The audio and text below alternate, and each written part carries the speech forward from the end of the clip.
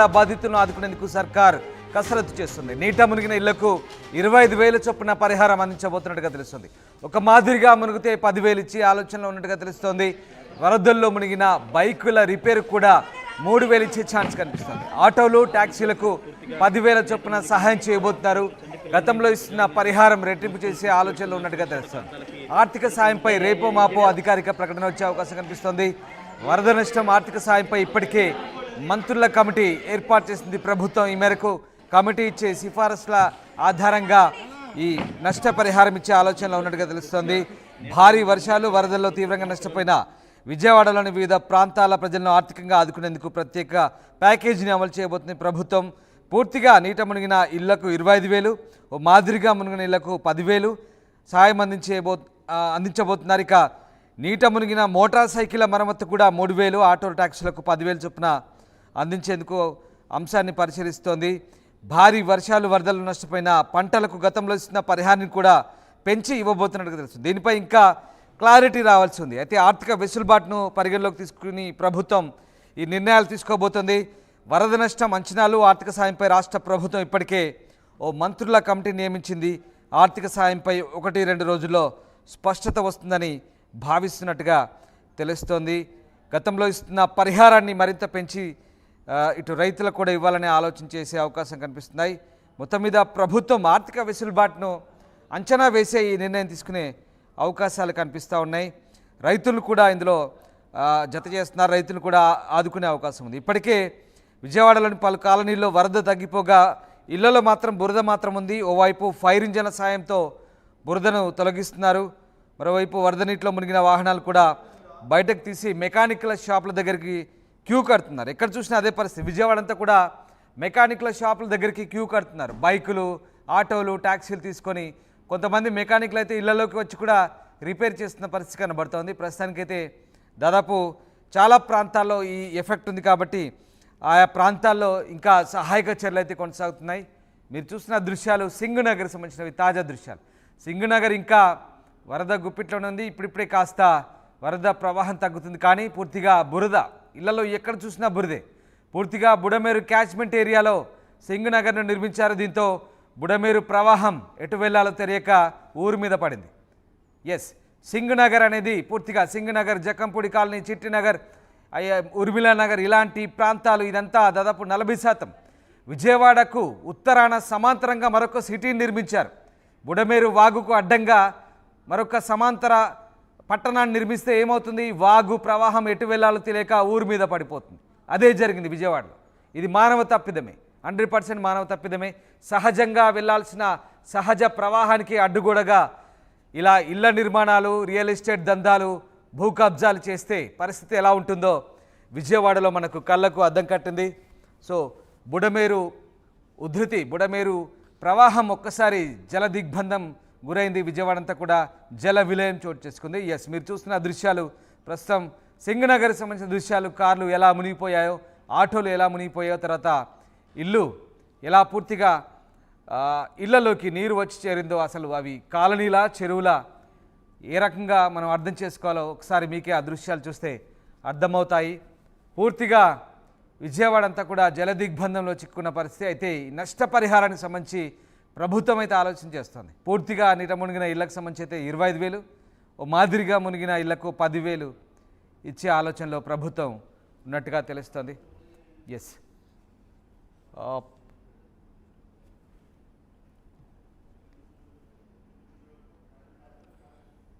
Yes yes ఒక్కసారి మీకు సింగనగర్ సంబంధించి ఆ రోజు బుడమేరు వరద ఏ రకంగా ఇళ్లను ముంచెత్తిందో మీకు చెప్పే ప్రయత్నం చేస్తాను. ఎస్, 9 గంటలకు సరిగ్గా 9 గంటలకు ఆ రోజు ఉదయం ఏం జరిగింది?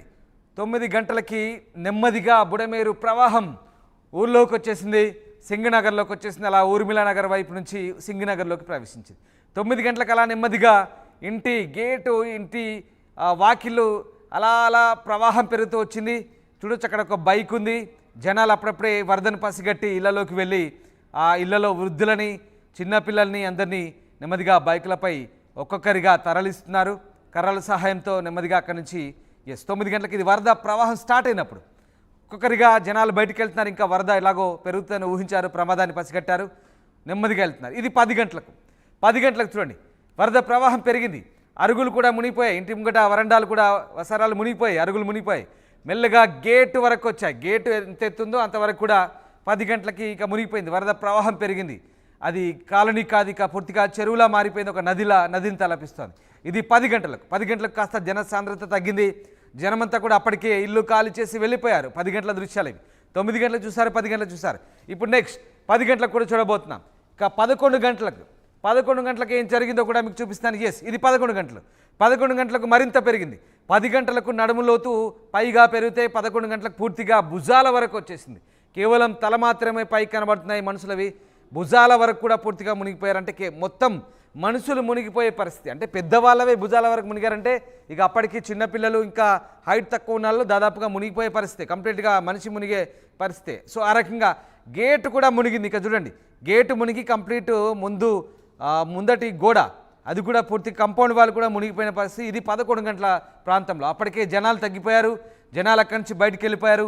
సురక్షిత ప్రాంతాలకు దాదాపుగా తరలిపోయారు. కొంతమంది డాబాలపైకి ఎక్కారు, బంగ్లాలపైకి ఎక్కారు. మరికొంతమంది సేఫ్గా ఉన్న ప్రదేశాలకి దొరికిన వస్తువులు, విలువైన సామాగ్రిని చేతిలో పట్టుకొని వెళ్ళిపోయారు. ఇప్పుడు చూడండి ఇది 9 గంటలకు. 9 గంటలకు అప్పుడప్పుడే బుడమేరు వరద స్టార్ట్ అవుతుంది సింగునగర్లో.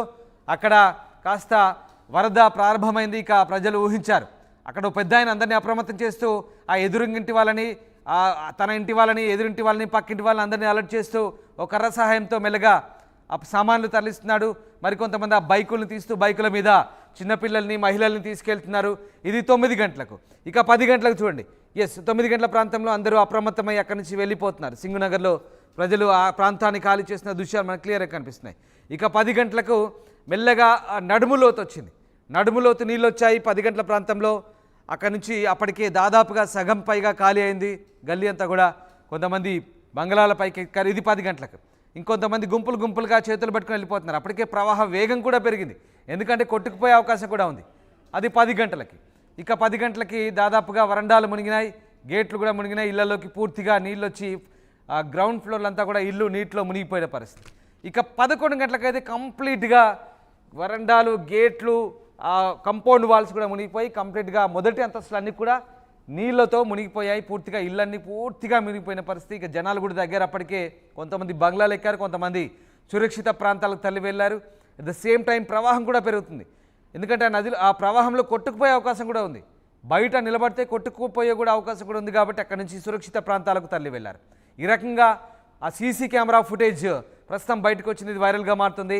9 గంటలకు, 10 గంటలకు, 11 గంటలకు ఏ రకంగా సింగనగర్లో వరద ఎఫెక్ట్ కొనసాగిందో మనం ఈ దృశ్యాలు చూస్తున్నారు. ఆర్టీవీ స్క్రీన్పై ఎక్స్క్లూజివ్గా సింగనగర్లో వరద ప్రవాహం, వరద తాకిడి ఏ రకంగా ఆ రోజు వరద మొదలైన మొదటి రోజు ఏ రకంగా ఉందో, బుడమేరు ప్రవాహం సింగనగర్లో, విజయవాడపై సింగనగర్, చిట్టినగర్, జక్కంపూడి కాలనీ, ఊర్మిళ నగర్, ఇలా చాలా ప్రాంతాల్లో, రాజరాజేశ్వరిపేట, ఈ మొత్తం ఏరియాలని ఏ రకంగా ముంచివేసిందో మనకి దృశ్యాలే ప్రత్యక్ష తార్కాణం. ఈ దృశ్యాలు మనకు కనబడుతున్నాయి. ఇది సీసీ కెమెరా ఫుటేజ్ సంబంధించిన దృశ్యాలు ప్రస్తుతం మనం చూస్తున్నాం.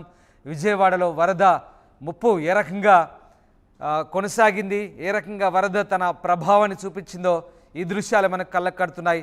సరిగ్గా 9 గంటల నుంచి 11 గంటలలోపు 2 గంటల్లోనే పూర్తిగా ఆ ప్రాంతం అంతా నీట మునిగింది. ఇక మనిషి కూడా మునిగిపోయే పరిస్థితి వచ్చింది, ఇల్లు కూడా మునిగిపోయిన పరిస్థితి వచ్చింది. ఈ రకంగా విజయవాడలో వరద ప్రవాహం దాదాపు ఇది 3 రోజులు కంటిన్యూ అయింది. 3-4 రోజులు కంటిన్యూ అయింది. తర్వాత 3వ రోజు, 4వ రోజు కాస్త వరద తగ్గుముఖం పట్టి ఇక దాంతో పూర్తిగా బురద మేట వేసింది. ఎక్కడ చూసినా ఇళ్లలో బురద, చెత్త అవన్నీ కూడా పేరుకుపోయి ఉన్న పరిస్థితి కనబడుతుంది. అయితే ప్రస్తుతానికి వరద అయితే కొంత తగ్గుముఖం పడుతుంది. ఇప్పుడు వరద బాధితులకు ప్రభుత్వం అయితే ప్యాకేజీని ప్రకటించబోతుంది. మంత్రుల కమిటీ ఇచ్చే సిఫారసు ఆధారంగా ఈ ప్యాకేజీ ఉండబోతున్నాయి. మా కరెస్పాండెంట్ రాజేష్ జైన్ అవుతున్నారు. రాజేష్, విజయవాడలో వరద బాధితులకు స్పెషల్ ప్యాకేజ్ ప్రకటించబోతున్నట్టుగా తెలుస్తోంది. మరి విజయవాడ బాధితులను ఆదుకునేందుకు సర్కార్ ఎలాంటి కసరత్తు చేస్తోంది, మంత్రుల కమిటీ ఎట్లాంటి సిఫారసులు చేస్తోంది, ఎంత వరద సహాయం అందించబోతున్నారు? విషయంలో ఎన్యూమరేషన్ సంబంధించి వరద నష్టానికి సంబంధించినటువంటి అంచనా